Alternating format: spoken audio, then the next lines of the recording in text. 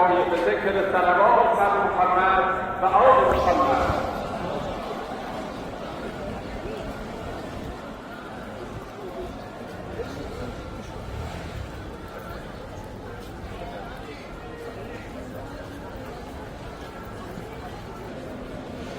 أعوذ بالله من الشيطان الرجيم.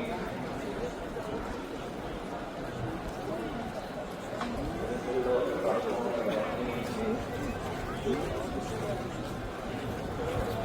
الرحيم. الحمد لله رب العالمين نحمده ونستعينه